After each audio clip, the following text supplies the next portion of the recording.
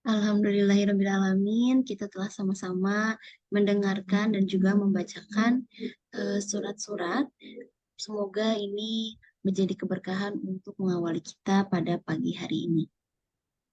Amin. Marilah kita panjatkan puji dan syukur kehadirat Allah Subhanahu wa Ta'ala atas berkat dan rahmatnya sehingga kita bisa berkumpul pada Sabtu pagi ini. Kita juga tak lupa juga salawat dan salam kita sampaikan kepada junjungan Habibana wa Nabiyana Muhammad Sallallahu Alaihi Wasallam, kepada para sahabatnya, keluarganya, dan para tabi'innya. Yang terhormat kepada guru kita semua, Bapak Ustadz Sunardi Badujaman, semoga selalu dalam keadaan sehat, dan juga kepada seluruh jamaah yang telah hadir pada hari ini.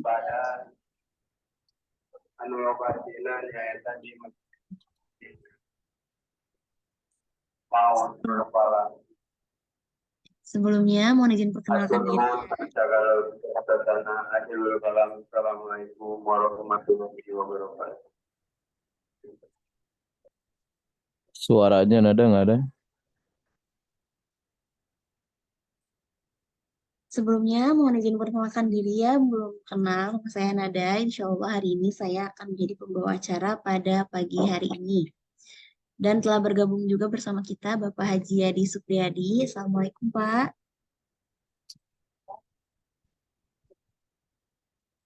Baik, mari kita buka acara yang pertama, yaitu merupakan acara inti. Waalaikumsalam Sehat warahmatullahi Pak? wabarakatuh. Alhamdulillah nang ada. Mangga lajeng.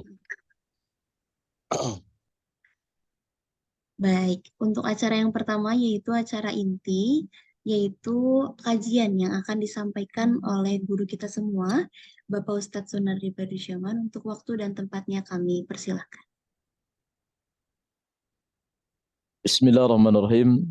Assalamualaikum warahmatullahi wabarakatuh. Waalaikumsalam warahmatullahi wabarakatuh. Warahmatullahi wabarakatuh.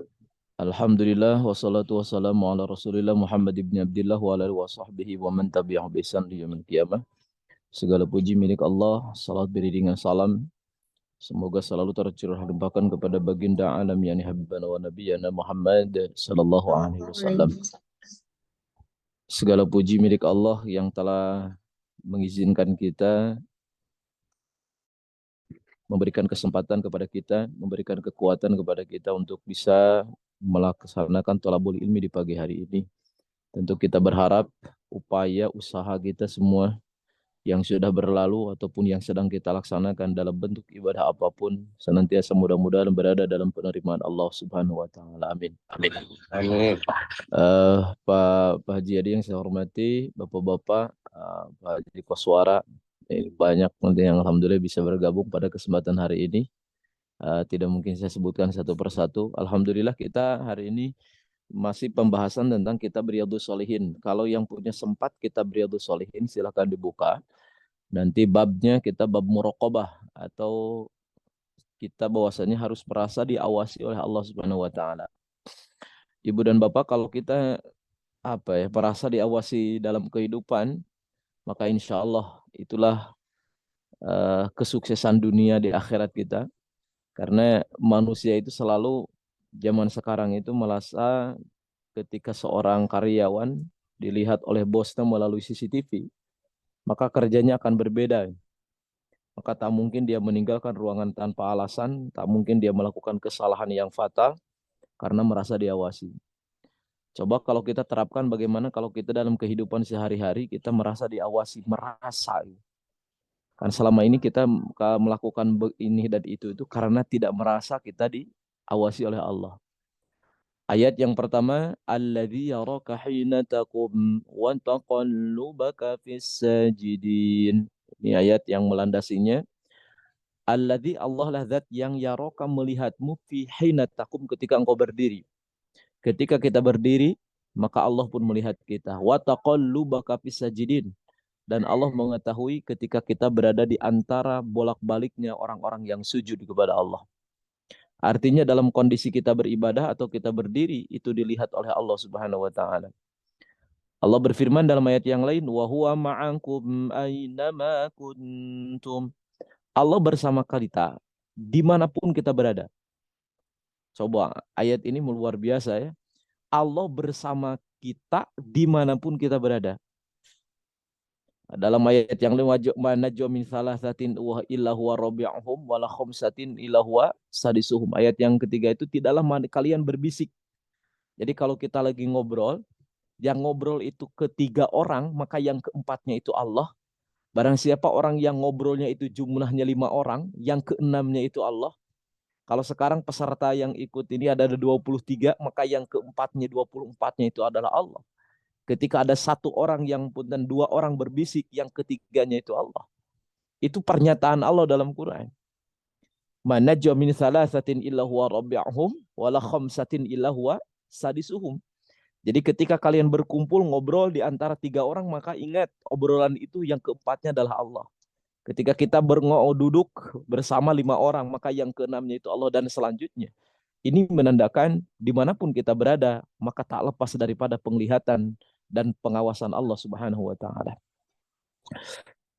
Ayat yang lain, innallaha la yakhfa 'alaihi syai'un fil ardi wala fis sama'. Innallaha sesungguhnya Allah la yakhfa tidak samar.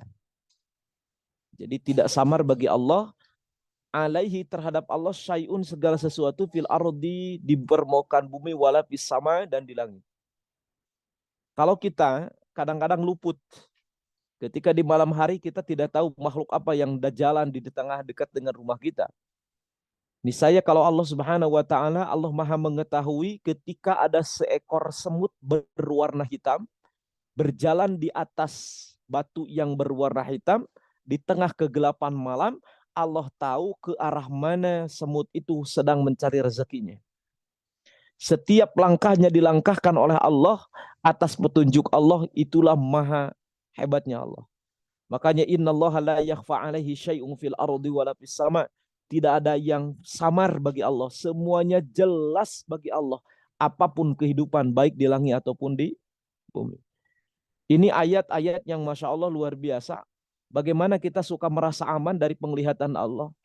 Ketika kita melakukan perbuatan dosa, bagaimana kita merasa tidak ada yang lihat lagi. Ya Allah ya Karim. Ini ayat menunjukkan sekali lagi sesungguhnya Allah adalah Maha mengawasi. Wa qala ta'ala dalam ayat yang lain, inna rabbaka labil mirsad. Sesungguhnya Tuhanmu itu labil mirsad adalah zat yang Maha mengawasi. Ya'lamu kha'inatal a'yuni wa ma tukhfis sudur. Ya'lamu Allah Maha mengetahui kha'inatal a'yun. Kedipan mata yang melakukan maksiat. Kita mungkin ada kemudian di depan kita ada hal yang kalau kita lakukan dengan mata kita, itu Allah tahu. Ya. Kalau laki-laki mungkin di depan ada perempuan yang lewat, kemudian kita hanya melihat sejenak, ya. Itu Allah tahu, Pak. Kata Allah, ya'lamu kha'inatal a'yun. Meskipun hanya sekilas itu mata kita memandangnya, Allah Maha mengetahui. Wa ma tukhfis sudur, dan Allah Maha mengetahui apapun yang disamarkan dalam dada kita. Ini luar biasanya pengetahuan Allah. Jadi kalau kita memahami ayat-ayat yang tadi, maka tidak ada alasan bagi kita merasa aman dari penglihatan dan pengawasan Allah Subhanahu wa taala. Ibu dan Bapak, ini ada kisah yang masyhur di dalam kitab Ihya itu. Ada seorang ulama besar di mana beliau pernah melakukan tes apakah santri-santrinya itu layak untuk ikut wisuda, bahasanya apakah santrinya itu sudah lolos atau belum. Ternyata di antara ujiannya itu adalah dengan cara pada saat itu diadakan si gurunya itu menyuruh kepada santri-santrinya, wahai santri-santriku, kepeganglah satu santri 1 ekor ayam. Kemudian semua santri sudah megang ayam plus dengan pisaunya. Kemudian kata gurunya, silakan kalian sembelih dengan catatan, dengan syarat tidak ada yang mengetahui ketika kalian menyembelih. Wah, maka pada saat itu di pesantren ini sibuk. Ada santri yang lari ke toilet. Ketika di dalam toilet dia sembelih. ada yang lari ke tempat itu, di tempat ini, ada yang lari ke atas genting, ke para bahasanya. Wah, segala macam, lari sana, lari sini. Kemudian kata kiainya 30 menit baru kalian berkumpul. Ternyata setelah di waktu yang ditentukan, mereka berkumpul, ada yang sudah disembelih dan lain sebagainya. Pak Kiai, saya udah nyembelih. Oke, kalau udah disembelih, kata kiainya, silakan kamu bersihin dan masak, makan sama kamu sendiri. Ternyata ada santri yang tiba-tiba beliau masih megang ayamnya. Kemudian dia berkata, Pak Kiai, kenapa kamu ayamnya belum disembelih? Kemudian kata beliau, santrinya, saya bingung Pak Kiai. Ternyata persyaratan menyembelih ayam ini harus tidak ada orang. Harus tidak ada yang melihat. Sementara saya lari ke tempat sana, di sana ada Allah.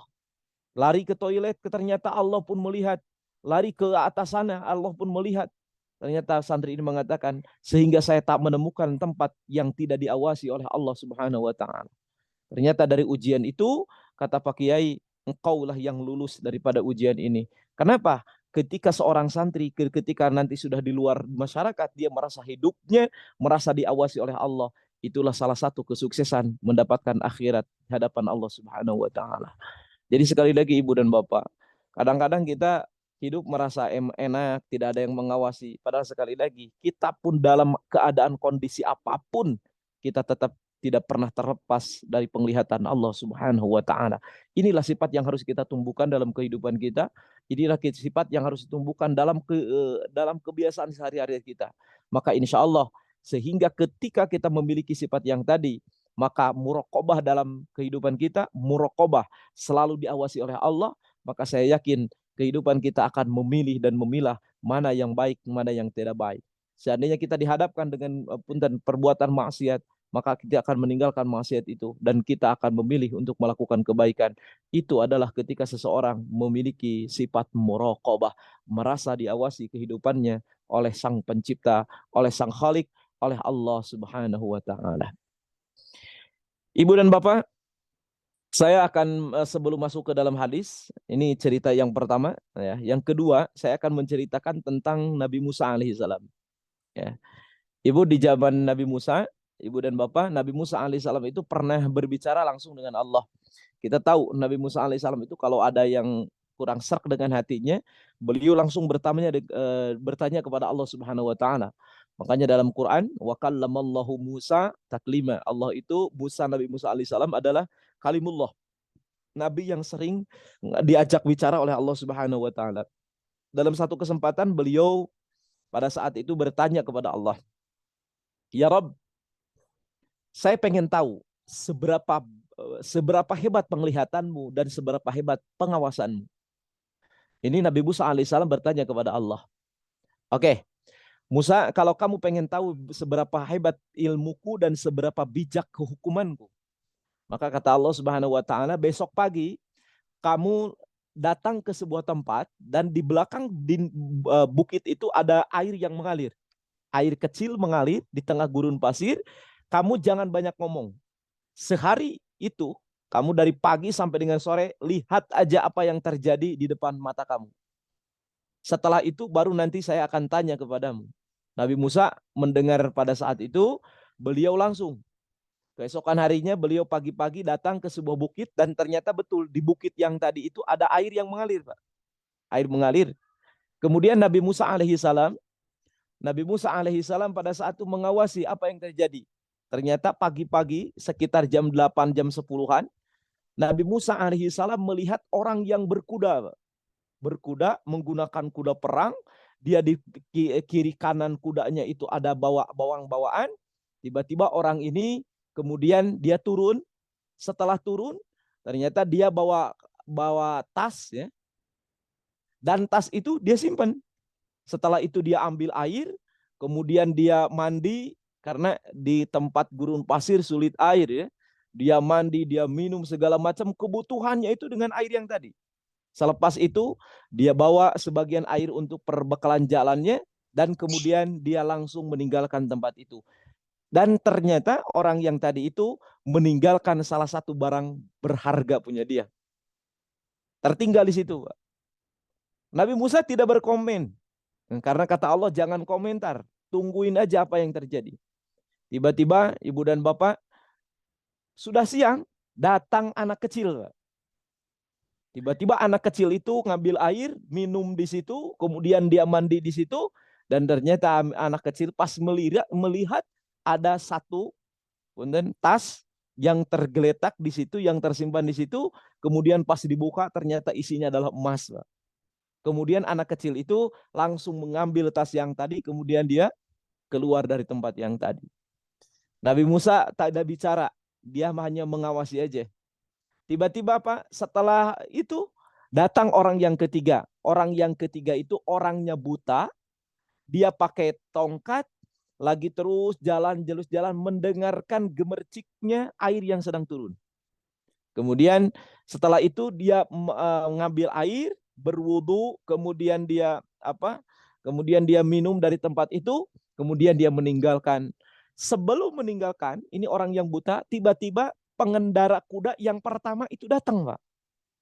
Dan bertanya, Tuan mohon maaf, apakah tadi Anda melihat barang saya yang ketinggalan, tas saya yang ketinggalan? Kata orang yang ketiga ini, yang orang buta, mohon maaf Tuan, saya tidak pernah melihat barang Anda. Dan saya tidak pernah melihat barang Anda. Lihat, mata saya tidak bisa melihat. Wih, ternyata Pak, orang yang berkuda ini marah dia. Tidak mungkin, tadi itu barang yang saya tinggalkan itu di sini. Pasti kamu yang ambilnya. Udah bersumpah demi Allah. Akhirnya apa yang terjadi, Pak? Si yang berkuda ini marah, berdebat dengan orang yang buta tadi. Dia ambil pedang, kemudian pedangnya itu ditusukkan kepada orang yang buta pada saat itu. Setelah itu Nabi Musa melihat ada seseorang yang dibunuh tanpa ada kesalahan. Kemudian Nabi Musa alaihissalam beberapa saat ditanya oleh Allah, Musa, dalam pandanganmu ketiga orang yang tadi yang salah siapa? Silakan bapak-bapak boleh menebak kira-kira yang salah siapa? Apakah orang yang berkuda? Apakah anak kecil? Apakah orang yang buta? Mungkin kita berpendapat ini yang salah itu yang bawa kuda, dia arogan. Menurut kita yang salah itu adalah anak kecil. Karena dia ngambil barang apa? Kalau tidak diambil oleh anak kecil, kemungkinan barangnya masih ada. Karena orang buta itu kan tidak bisa melihat barang. Maka ketika ada yang kembali, dia ngambil, pasti akan ada. Maka kita sepakat. Yang namanya yang salah itu adalah anak kecil yang tadi. Tapi ternyata kata Nabi Musa, ya Allah, yang benar dalam kejadian yang tadi adalah yang buta. Dia tidak melakukan kesalahan tapi mendizolimi. Yang salah itu adalah anak kecil, kata Nabi Musa. Kenapa dia ngambil barang punya orang yang bukan haknya? Padahal dibiarkan, pasti orangnya akan kembali dan yang buta pun akan selamat. Itu kata Nabi Musa alaihissalam. Dan Nabi Musa mungkin seperti kita pandangannya, ibu dan bapak. Namun kata Allah Subhanahu wa taala, Musa, kamu kurang tepat. Bahasa kita, kamu salah Musa. Yang benar itu dalam pandanganku dan pengawasanku adalah anak kecil. Coba Pak, anak kecil itu dianggap benar oleh Allah. Kemudian Nabi Musa, kok bisa ya Allah? Anak kecil itu adalah anak yang benar. Kata Allah Subhanahu wa taala, sebelum kejadian yang tadi, wahai Musa, sesungguhnya kata Nabi Musa alaihissalam, orang yang berkuda itu ternyata ibu dan bapak dulu pernah merampas harta bapak anak yang tadi. Jadi anak kecil tadi itu punya bapak dan hartanya pernah dirampas oleh yang pakai kuda tadi. Dan kata Allah, aku kembalikan hartanya melalui anaknya, tidak melalui bapaknya. Coba Pak, ini luar biasanya. Yang kedua kata Nabi Musa alaihissalam, terus itu yang buta kok dibunuh.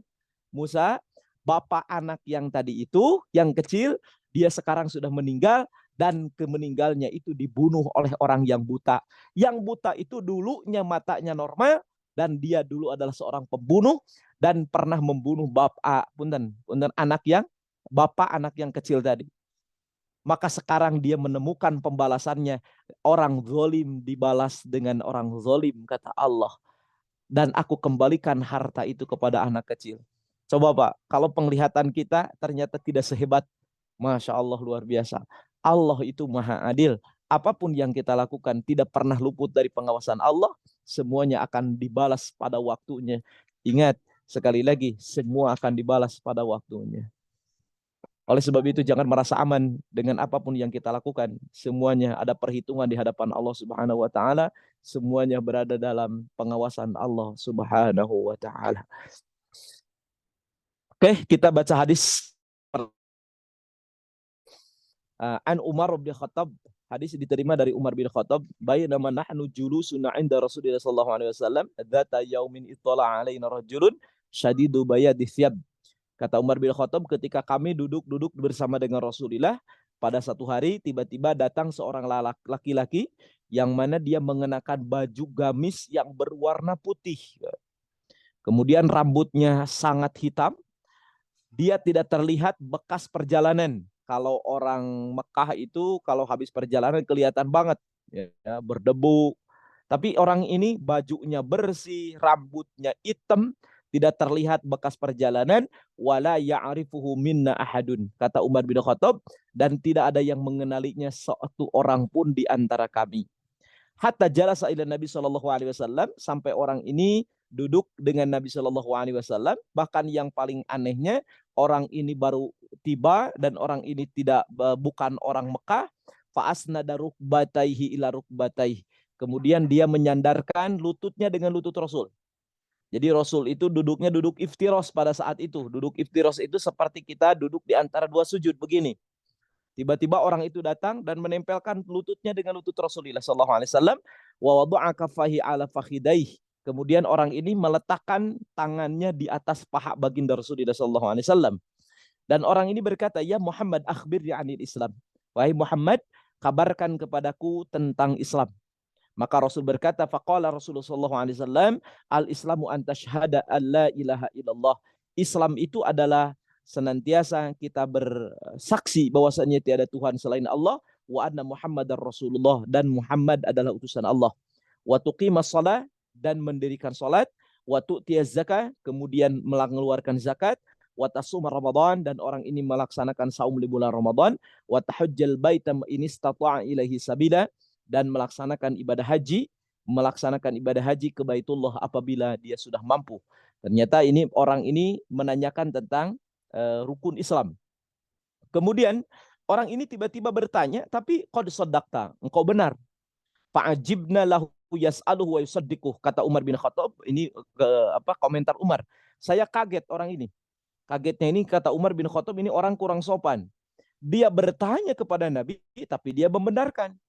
Nah, kalau kita nanya, coba sebutkan, ya bagus betul itu. Kira-kira kita bertanya apa ngetes itu ya. Seakan-akan kita lagi nguji. Dan orang ini begitu. Dia bertanya, tapi orang ini membenarkan apa yang ditanyakannya. Qala fa akhbirni anil iman. Hai Muhammad, beritahu kepadaku tentang iman. Qala, maka Nabi berkata, antu'mina billahi wa malaikati wa kutubi wa rusuli wal yaumil akhir. Iman itu adalah iman kepada Allah, iman kepada malaikat, kepada kitab-kitab, kepada para rasul, dan yaumil akhir, wa tu'mina bil qadari khairihi wa syarrihi. Dan iman kepada keputusan Allah, takdir Allah, baik itu keputusan yang baik atau keputusan yang jelek. Semuanya dari Allah. Orang ini komentar, sadaqta, engkau benar Muhammad. Fa akhbirni anil ihsan, beritahu kepadaku tentang ihsan.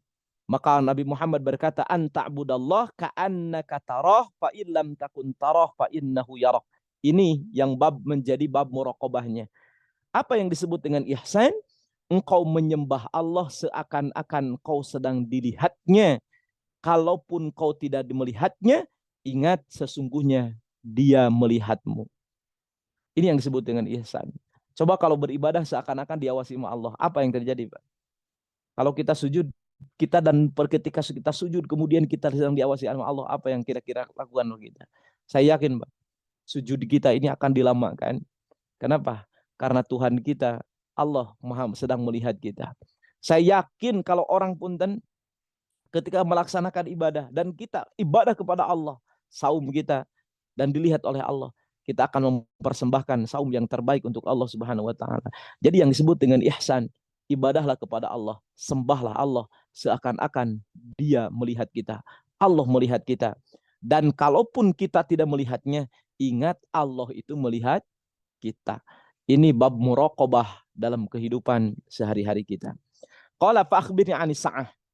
Nabi Muhammad berkata, Jibril berkata, akhbirni 'anis sa'ah.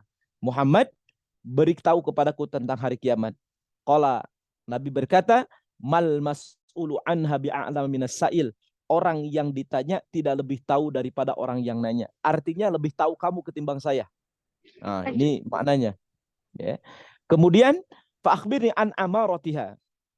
Malaikat Jibril berkata, beritahu kepadaku kalau begitu tanda-tandanya aja. Kalau tadi tentang hari kiamat Rasul tidak tahu, lebih tahu kamu daripada saya. Jadi kalau ngomongin kiamat ibu dan bapak Rasul tidak tahu. Makanya kalau ada orang yang menyimpulkan kiamat tanggal sekian itu pasti bohongnya, ya.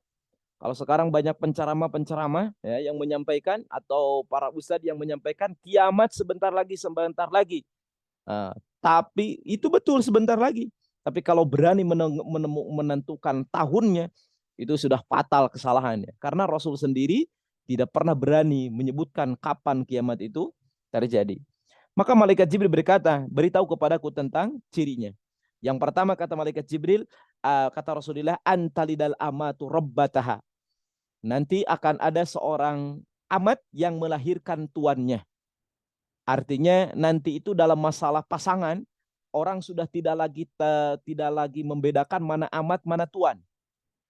Tuan itu bergaul dengan amat sehingga amat itu melahirkan kalau amat yang belum merdeka itu kalau dinikahi oleh kalau dia berhubungan suami istri dengan siapanya, majikannya, itu maka statusnya anaknya itu menjadi tuannya. Ibunya tidak merdeka tapi anaknya merdeka. Itu makna daripada antalidal amatu rabbataha. Banyak punten penafsir daripada ayat ini. Nanti ke dalam hadis ini ada yang mengatakan ketika seorang ibu menjadi pembantu bagi anak-anaknya berarti itu adalah tanda kiamat. Nauzubillah min dalik. Dan itu sudah nampak hari ini. Banyak seorang ibu yang disuruh-suruh sama anaknya. Nauzubillah min dalik. Nah, awas ya. Wa antali dal amatu rabbataha, ketika seorang ibu menjadi pembantu bagi anaknya, itu adalah mendekati kata kiamat kata Rasulullah sallallahu alaihi wasallam. Wa antaral huffata, dan kau akan melihat orang-orang yang tidak beralas kaki. Bahasa Inggrisnya nyeker, ya. Wal huffa wal urrata, dan orang-orang yang telanjang dada. Dibuli gir, Pak. Kalau dulu mah di kampung ya, pakai kolor kahanap kaluhur kumaha dibuli gir. Nah, itu orang-orang seperti itu. Wal al'alata, orang-orang miskin, ri'a asyai, orang-orang penggembala domba, yatatawwaluna, mereka akan bersaing mendirikan tinggi-tinggi, saling bangunan yang tinggi fil bunyan, dalam bangunan. Nanti kalian, kata Rasulullah SAW, akan melihat orang-orang yang telanjang kaki, telanjang dada, orang miskin, penggembala domba, tapi di ujungnya mereka nanti mendekati kiamat, mereka mendirikan bangunan-bangunan yang menjulang tinggi. Kata sebagian ulama, maknanya orang penggembala domba itu adalah orang Arab. Karena orang Arab itu rata-rata penggembala domba. Makanya orang Arab itu, Pak, mentertawakan orang Indonesia. Ya. Ketika ada tamu ke Pak Gubernur Aher waktu itu, ya, saya pernah mengikuti ada tamu dari Saudi ke Pak Aher. Ternyata kaget, Pak. Kata beliau, komentarnya, saya itu turun dari Jakarta, kemudian naik tol, saya lihat kiri kanan itu warnanya hijau, tapi tidak pernah saya lihat satu ekor pun kambing.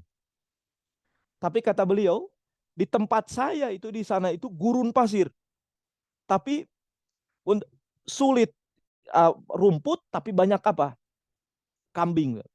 Jadi orang sana itu udah biasa menggembala kambing.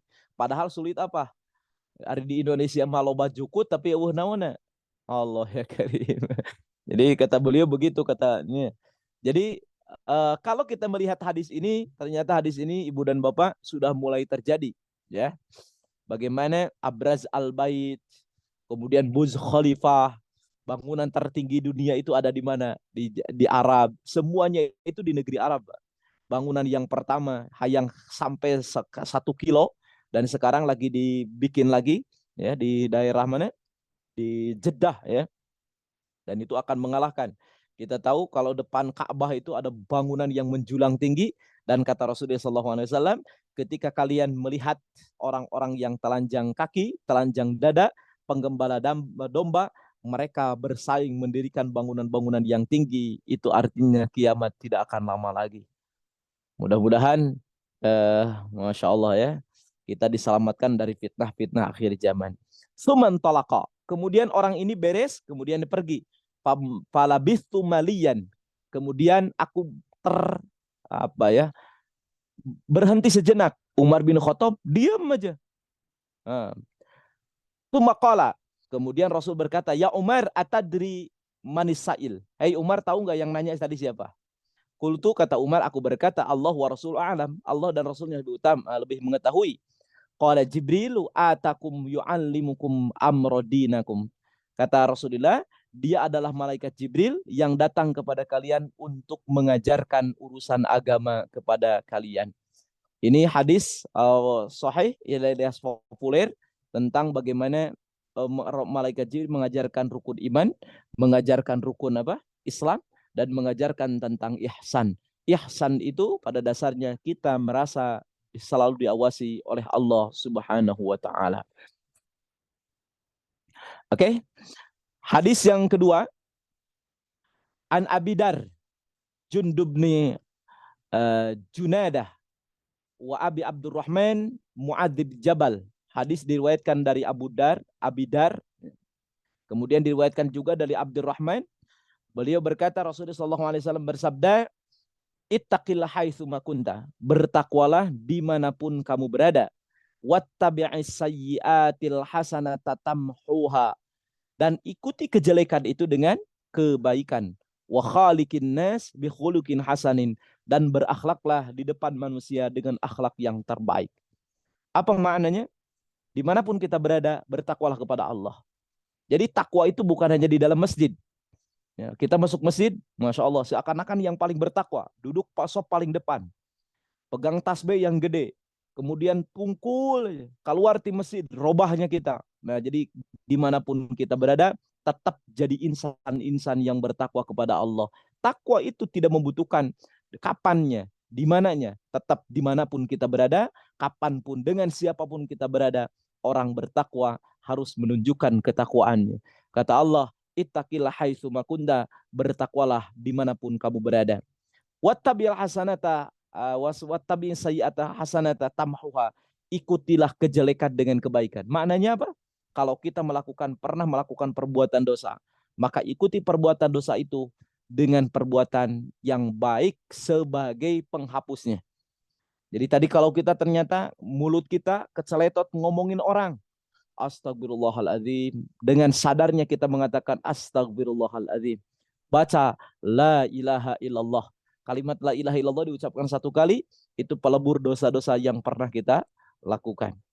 Wa khaliqin nas bi khuluqil hasanin, dan berakhlaklah di depan manusia dengan akhlak yang mulia. Oke, hadis yang ketiga, Rasul mengatakan an Abi Abbas. Ibnu Abbas itu anak masih kecil, Pak. Kuntu khalfan Nabi, aku berada di belakang Nabi. Yauman, dalam satu hari, faqala ya gulam, kata Rasulullah SAW, nak, hai anak kecil, gulam itu anak kecil. Hai nak, aku akan mengajarkan kepadamu beberapa kalimat. Apa kalimat itu? Yang pertama kata Rasulullah SAW, ihfadillah yahfadka, jagalah Allah, pelihara Allah. Apa maknanya? Takutlah kepada Allah ketika kamu melakukan maksiat, maka Allah akan menjagamu. Jagalah Allah, maka engkau akan menemukan Allah itu di depanmu. Masya Allah, ini kalimat-kalimat yang sangat luar biasa. Idza sa'alta fas'alillah. Apabila kamu meminta, mintalah kepada Allah. Dan apabila kamu minta perlindungan, minta perlindungan kepada Allah Subhanahu wa taala. Wa'alam, kata Rasulullah, ingatlah, annal ummata lawi jitama'at, seandainya satu kelompok berkumpul untuk memberikan kemanfaatan kepadamu, maka mereka tidak akan memberikan manfaat sedikit pun ketika Allah menuliskan bahwasannya engkau harus celaka, harus madarat. Dan sebaliknya, dan seandainya mereka berkumpul, manusia berkumpul semuanya untuk memberikan bahaya kepadamu, niscaya bahaya itu tidak akan tiba kepadamu ketika Allah menuliskan kebaikan untukmu. Jadi semuanya berjalan atas kehendak Allah. Semuanya itu adalah berjalan berdasarkan yasha-nya Allah. Kita tidak bisa. Kita tidak bisa memberikan manfaat kepada orang lain. Kita tidak bisa memberikan madarat kepada orang lain. Kecuali itu ada atas izin Allah subhanahu wa ta'ala. Qad kataballahu alaik. Allah telah menuliskan ketetapan untukmu. Rufa'atil aqlam wa jaffatil suhuf. Dan lembaran-lembaran sudah kering dan kolam sudah menulis. Artinya sebelum kita lahir ketetapan itu sudah dibikin oleh Allah subhanahu wa ta'ala. Jadi ini semuanya yang terjadi, ingat semuanya adalah keputusan yang Allah berikan kepada kita semua. Hadis yang ketiga, hadis yang keempat, innakum la ta'lamuna a'malan ya adqaru fi a'yunikum minasy'ari. Kalian mengetahui ada perbuatan dosa yang lebih lembut di mata kalian, lebih daripada sehelai rambut. Kita menganggapnya itu kecil. Kata para sahabat begitu, ada orang-orang di antara kalian yang menganggap perbuatan dosa itu lebih kecil daripada rambut. Kunna na'udduha ala ahdi Rasulillah minal mubiqat. Kata para sahabat, tapi kami menghitungnya ketika kami waktu di zaman Rasulullah SAW, perbuatan itu meskipun kecil tetap adalah perbuatan yang akan diminta pertanggungjawaban, dan itu adalah perbuatan yang akan menghancurkan.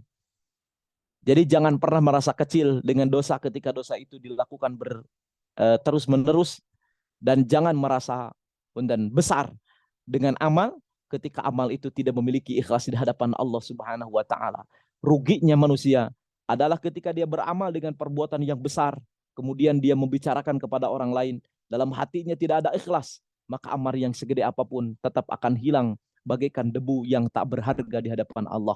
Ada orang yang melakukan kesalahan kecil, sehingga dia tidak mau tobat dari kesalahan itu, tapi diulang-ulang, niscaya kesalahan itu akan bertumpuk-tumpuk di hadapan Allah dan menjadi dosa yang begitu besar. Innallaha yugharu, sesungguhnya Allah itu adalah maha pecemburu. Wa ghairatullahi ta'ala, dan cemburunya Allah ayyatil mar'u ma harramallahu alaih, dan Allah akan cemburu ketika hambanya melakukan perbuatan yang diharamkan oleh Allah Subhanahu wa taala. Para perempuan, ibu-ibu, teteh-teteh, akang-akang, yang namanya perempuan biasanya adalah maha pecemburu ya. Cemburu. Allah itu lebih cemburu daripada seorang istri kepada suaminya. Allah lebih cemburu daripada seorang suami kepada istrinya. Dan cemburunya Allah ketika melihat hambanya melakukan perbuatan dosa. Allah cemburu kepada kita. Kenapa kalian mau melakukan perbuatan itu? Itulah maha cemburunya Allah Subhanahu wa ta'ala. Ini ada hadis yang ke-6, hadis yang cukup panjang Ibu dan Bapak. Hadis ini berkenaan dengan diriwayatkan oleh Abu Hurairah ya, dalam kitab Bukhari. Ya, annahu sami'an Nabi. Abu Hurairah pernah mendengar Nabi Rasulullah SAW berkata, saya bacakan aja ya. Ada 3 orang dari Bani Israel. Jadi ini cerita zaman dulu. Jadi kadang-kadang hadis Rasulullah itu bercerita tentang Israiliyat. Israiliyat itu cerita di zaman Bani Israel, tapi diulang kembali oleh Rasulullah. Itu Israiliyat. Ya. Kata Rasulullah, dulu ada 3 orang. Yang pertama adalah orang yang abros, orang yang punya penyakit kulit, orang yang corob bahasa Sunda, nama sopak, Pak. Wa akro'a, dan ada orang yang punten botak, kepalanya tidak tumbuh rambut. Wa a'ma, dan ada yang ketiga, orang ini yang buta. Jadi sekali lagi, ada orang yang punya penyakit kulit, ada orang yang tidak tumbuh rambutnya, dan yang ketiga orang ini adalah orang yang buta. Aradallahu ayyabtaliyahum, dan Allah hendak menguji ketiga orang ini. Kemudian Allah mengutus malaikat kepadanya. Pertama, malaikat itu datang kepada orang yang punya penyakit kulit. Dia berkata, ayu syai'in habba ilaik, apa yang kamu cintai, apa yang kamu inginkan? Maka beliau mengatakan, aku menginginkan rupawan yang bagus, rupa yang bagus, wajildun hasanun, dan kulit yang bagus. Aku pengen punya penampilan yang menarik. Kata orang ini, aku pengen kulitku sembuh. Wayadhaba anni, dan hilanglah dari aku sesuatu yang menjijikan manusia. Kemudian malaikat yang tadi datang kepada orang itu, dia mengusapnya, maka tiba-tiba orang ini menjadi sembuh. Bukan hanya itu, dia menawarkan, apalagi harta yang kamu inginkan. Maka orang ini mengatakan, aku pengen punya peternakan unta. Kemudian malaikat yang tadi membawakan seekor unta yang sedang hamil. Dan dia berkata, mudah-mudahan Allah berikan keberkahan dari unta ini. Oke, singkat cerita, orang ini sekarang penyakitnya sudah sembuh, penampilannya sudah menawan, dan beliau sudah punya seekor unta yang dalam keadaan hamil. Kemudian malaikat datang kepada orang yang kedua, yaitu orang yang tidak punya rambut. Ya. Dia berkata, apa yang kamu inginkan? Dia mengatakan, sya'run hasanun. Saya pengen punya rambut yang menarik. Karena saya tidak punya rambut, orang-orang menjauhiku. Kemudian malaikat mengusapnya dan dia memiliki tumbuhan rambut yang lebat, rambut yang bagus dan menawan.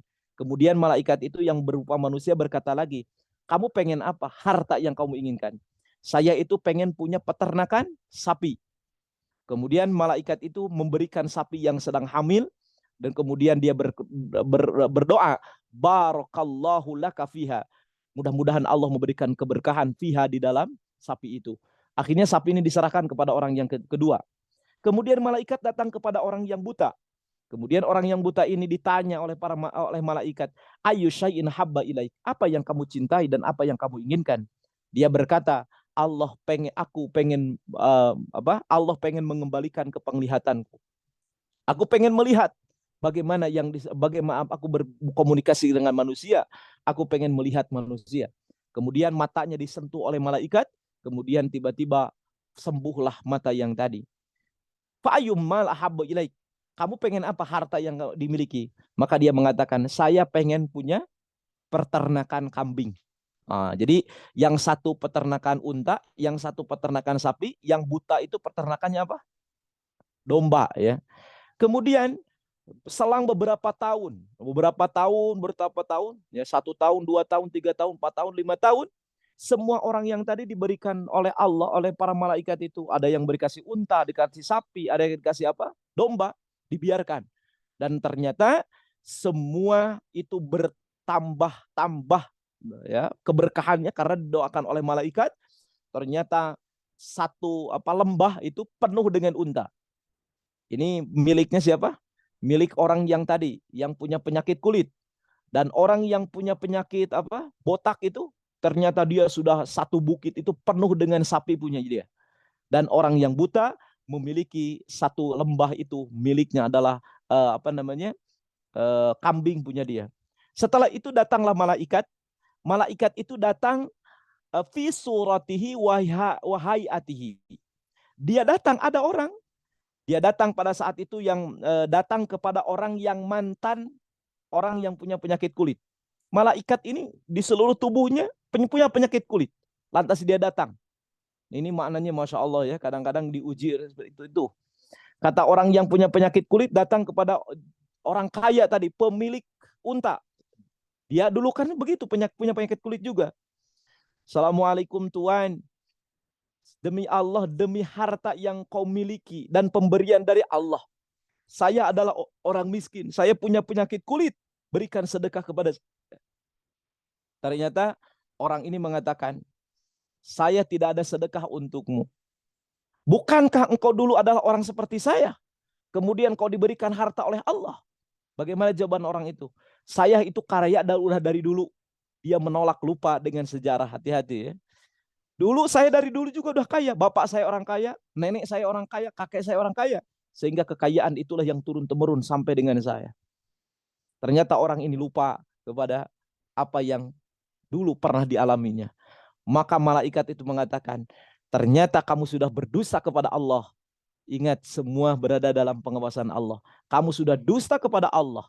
Dulu kamu adalah orang yang berpenyakit seperti saya, kemudian dikaruniakan oleh Allah. Akhirnya semua hartanya itu diambil kembali oleh Allah dan penyakit yang tadi dikembalikan kepada orang yang tadi. Na'udzubillahi min dzalik. Ini makna tidak bersyukur atas nikmat Allah Subhanahu wa taala. Kemudian malaikat datang menguji kepada orang yang botak tadi. Kemudian orang yang tadi diberikan oleh Allah Subhanahu wa taala satu bukit dari sapi. Kemudian ada orang yang sama tidak punya rambut, ini malaikat. Malaikat tidak punya rambut dan datang kepada orang yang tadi. Ini pada dasarnya adalah bahasa Sunda kila-kila. Ya. Tujuannya untuk menguji. Tuan, saya adalah orang miskin yang berjalan di jalan Allah. In qata'at bi al-hibalu fi safari.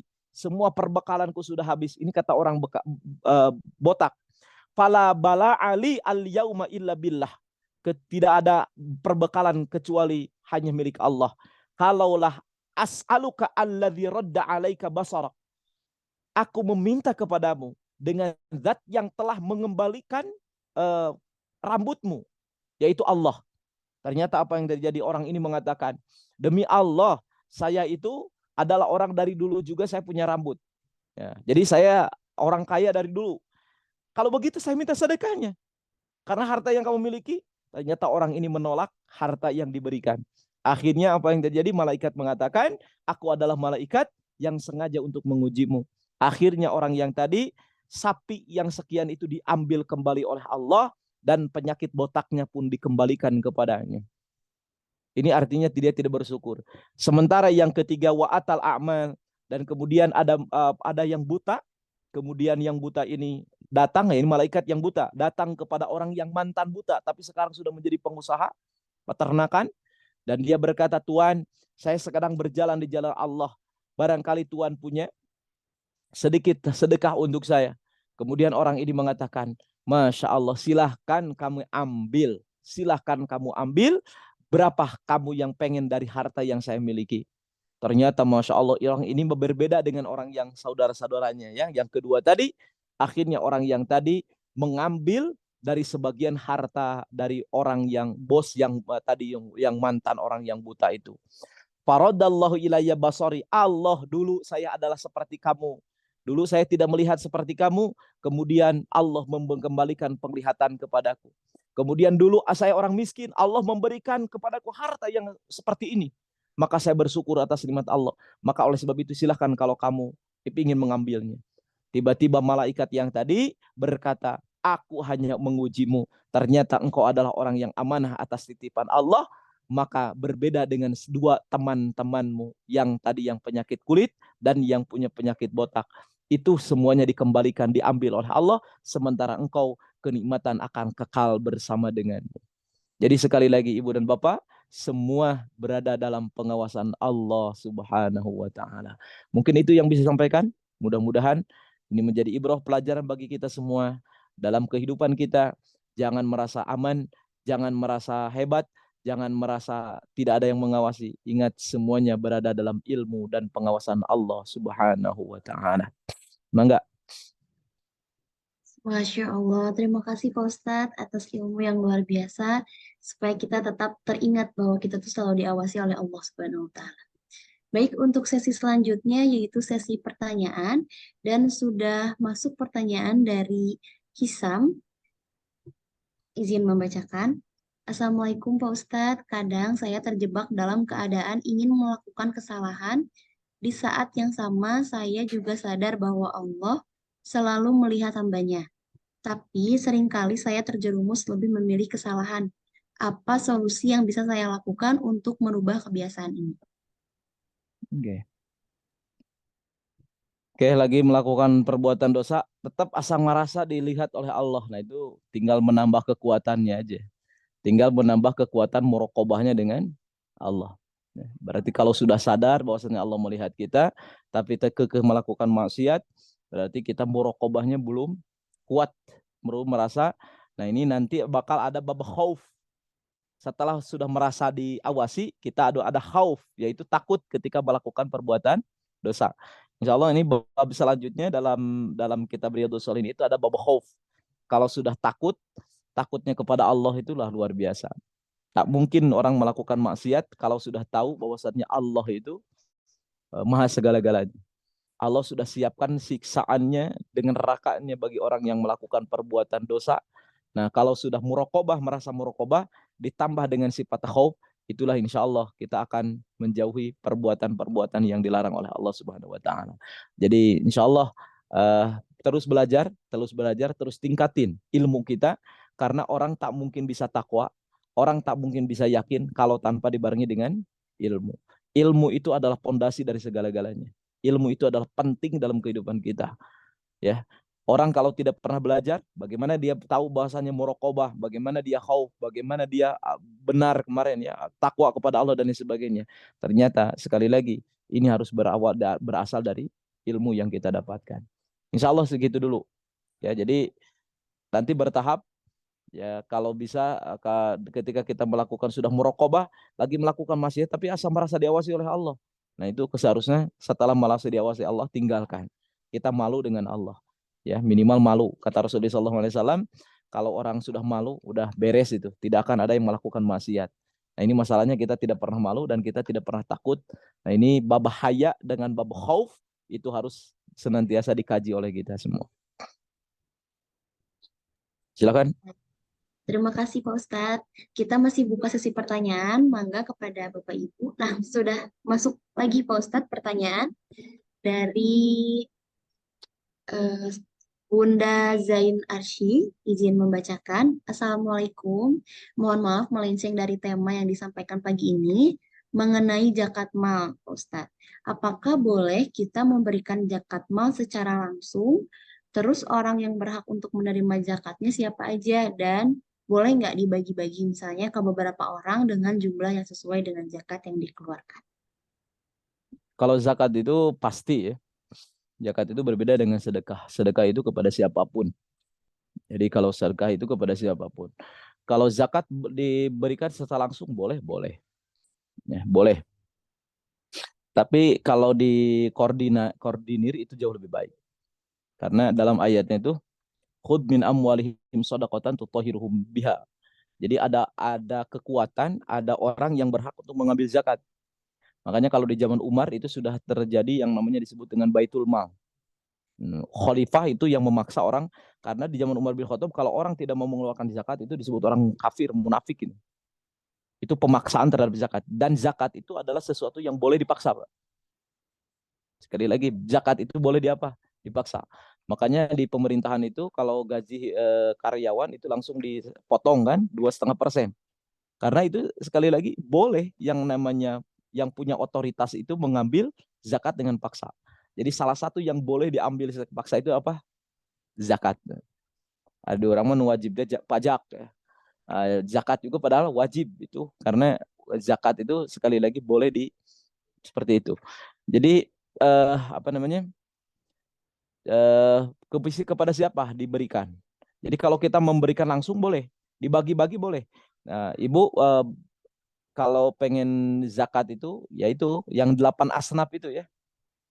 Innamas shadaqatu lil fuqara, yang fakir.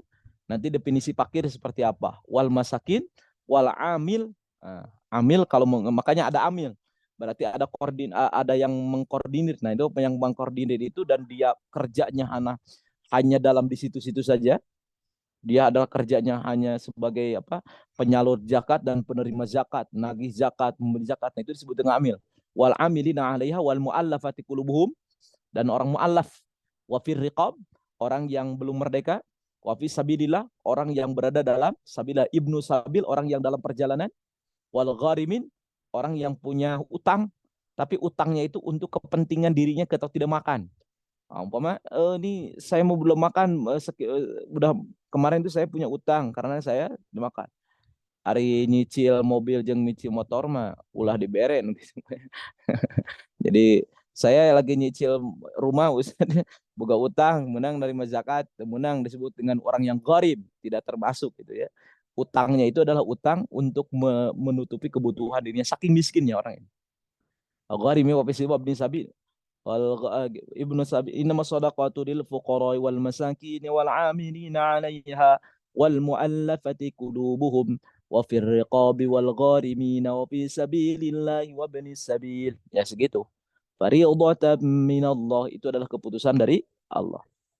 Jadi ada 8, Bu. Nah, itu Ibu kalau pengen zakat secara langsung itu ya.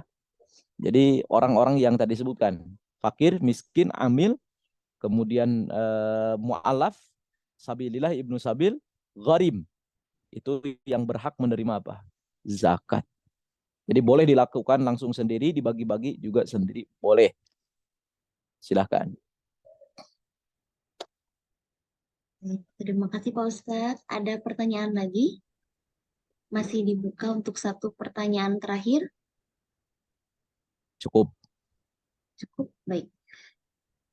Untuk sesi selanjutnya yaitu penutup Pak Ustadz, doa yang juga Oke. akan disampaikan oleh Bapak Ustadz untuk waktu dan Oke. tempat. Silakan. Bismillahirrahmanirrahim. Alhamdulillahirabbil alamin hamdan syakirin hamdan na'imin hamdan yuwafi ni'amika fi masjidah rabbana lakal hamdu wa lakal syukru kama yanbaghi li jalali wajhikal karim wa 'azimi sultanik. Allahumma shalli wa sallim wa barik ala sayyidina Muhammad wa ala ali sayyidina Muhammad. Allahumma lakal hamdu wa ilaikal mushtaka wa antal musta'an wa la haula wa la quwwata illa billahil aliyyil azim. Allahumma inna nas'aluka bi anna nashhadu annaka antallahu la ilaha illa antal ahadus samad alladzi lam yalid wa lam yulad wa lam yakul lahu kufuwan ahad. Rabbi habli minas shalihin rabbana hab lana min azwajina ya Allah. Ya Allah ya Tuhan kami, anugerahkan kepada kami pasangan hidup yang bisa menenteramkan jiwa kami, pasangan yang bisa menuntun kami menuju surga-Mu ya Allah. Jadikan anak keturunan kami adalah anak-anak yang soleh dan solehah ya Allah.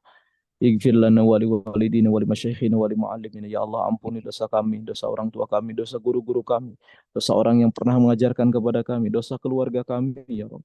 Dosa anak kami, dosa istri kami, dosa suami kami ya Allah. Dosa tetangga-tetangga kami ya Allah. Allahumma gfir lana wa lil mu'minina wal mu'minat. Ampuni seluruh dosa kesalahan orang mukmin dan mukminat ya Rabb. Allahumma ansur ikhwanal muslimin al mujahidin fil Palestin. Tolonglah saudara-saudara kami yang hari ini berjihad di negeri Palestina ya Rabb. Allahumma ansur ikhwanal muslimin al mujahidin fil Palestin. Ya Rabb ya Tuhan kami, tolonglah saudara-saudara kami yang hari ini berjihad di negeri Palestina. Allahumma aslih bainihim. Allahumma alif baina qulubihim wa aslih dzata bainihim. وأصل ذات بينهم وانصرهم على عدوك وعدوهم برحمتك يا أرحم الراحمين برحمتك يا أرحم الراحمين اللهم يا اجعل من الذين قالوا ربنا الله ثم استقاموا تتنزل عنهم الملائكة ألا تخافوا ولا تحزنوا وابشروا بالجنة التي كنتم توعدون اللهم نسألك حسن خاتمة اللهم نسألك توبة قبل الموت ورحمة عند الموت ورحمة مغفرة بعد الموت ya Allah ya Tuhan kami, istiqomahkan kami jadi orang-orang yang senantiasa takut hanya kepadamu ya Allah. Kami hanya berharap kepadamu. Jadikan kami orang-orang yang takut hanya kepadamu ya Rabb. Orang-orang yang hanya senantiasa meminta dan memohon kepadamu ya Rabb. Ya Rabb ya Tuhan kami, tumbuhkan dalam hati kami ya Rabb. Tumbuhkan dalam hati kami keistiqomahan, supaya kau wafatkan kami semua dalam keadaan husnul khatimah. Wafatkan kami semua dalam keadaan husnul khatimah. Birahmatika ya arhamar rahimin. Rabbana atina fid dunya hasanah wa fil akhirati hasanah wa qina adzabannar. Anugerahkan kepada kami ya Rabb kebaikan, seluruh kebaikan di dunia, dan berikan kepada kami seluruh kebaikan kelak di akhirat, dan selamatkanlah kami dari api neraka. Subhana rabbika rabbil izzati amma yasifun wa salamun alal mursalin walhamdulillahi rabbil alamin. Al-Fatihah. Amin. Memang Pak Ustaz. Sami-sami Pak Yogi. Nun Ustaz. Jazakallah. Sami-sami mudah-mudahan menjadi ilmu yang bermanfaat bagi kita semua. Menjadi ilmu yang bermanfaat bagi kita semua. Amin. Akhirul Jazakallah kalam. Ustaz. Assalamualaikum Amin ya rabbal warahmatullahi wabarakatuh. alamin. Atur nuhun Pak Ustaz, jazakallah. Sami-sami. Siap. Kang Casbla. Pak Haji, mangga sadayana. Mangga Ustaz tuh. Nun Ustaz. Mangga. Nuhun Pak Ustaz, jazakallah khair. Topik sami-sami. Bang Irfan, mangga. Terima kasih Mangga Pak Abdi. Ya, si Payun. Ya, mangga. Assalamualaikum warahmatullahi wabarakatuh. Waalaikumsalam warahmatullahi wabarakatuh.